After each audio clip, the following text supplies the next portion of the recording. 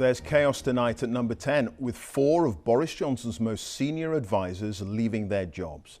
They were part of his inner circle, with one of his longest-serving members of staff, Munira Mirza, the head of policy, resigning after criticising him for implying Sir Keir Starmer, a former director of public prosecutions, was personally responsible for allowing Jimmy Savile to escape justice for sexually abusing children. Tonight, the 3 other aides who are stepping down, Jack Doyle as Director of Communications, Chief of Staff Dan Rosenfield and Mr Johnson's Principal Private Secretary Martin Reynolds, have all been implicated in the controversy over lockdown parties. With the very latest developments, here's our political editor, Laura Koonsberg, and a warning: this film contains flashing images. Boris Johnson managed to keep a Blackpool tram on track today. Yet it's not clear tonight where his leadership is really going. That went well, thank God for that, the Prime Minister said. He might need prayers to create a sense of stability in his government, though. The Communications Director, Jack Doyle, walked out of his job tonight. A major role in any number 10, but the message had gone badly wrong. The Chief of Staff, Dan Rosenfield, who was brought in to create order, is on his bike and going too. The third exit, Martin Reynolds, the Prime Minister's senior civil servant, who invited around 100 people to a garden party. And the explosive fourth exit, his friend and political confidant of more than 10 years, Munira Mirza, chief of ideas, Boris's brain, one former colleague told me. She's not just gone, but has left dynamite in her wake, slamming the Prime Minister's comments linking the leader of the opposition to Jimmy Savile early this week. She wrote it was an inappropriate and partisan reference to a horrendous case of child sex abuse, adding, "Despite my urging, you did not apologise for the misleading impression you gave." This is what he'd managed to say. I'm talking not about the leader of the opposition's personal record when he was DPP, and I totally understand that he had nothing to do personally with those decisions. I was making a point about his responsibility for the organisation.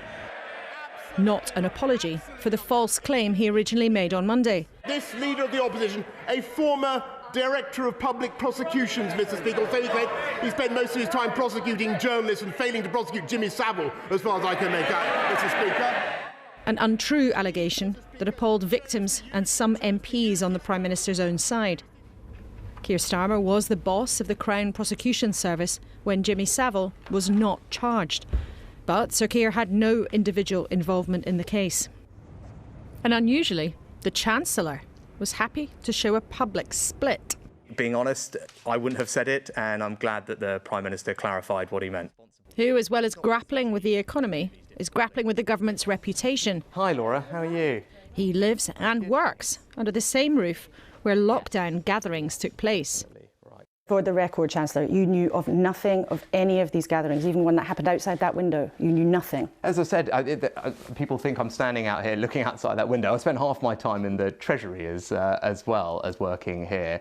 But what I was focused on at that time, as were many people, is making sure that we could help the country through a period of enormous anxiety. You walked into the Cabinet room at the end of Boris Johnson's birthday celebration. Did that not happen? You were asking me about something that happened over 2 years ago, and I walked into a meeting with a group of people, as I do all the time. Do you worry, though, that this has damaged the public's confidence in the government that you're part of?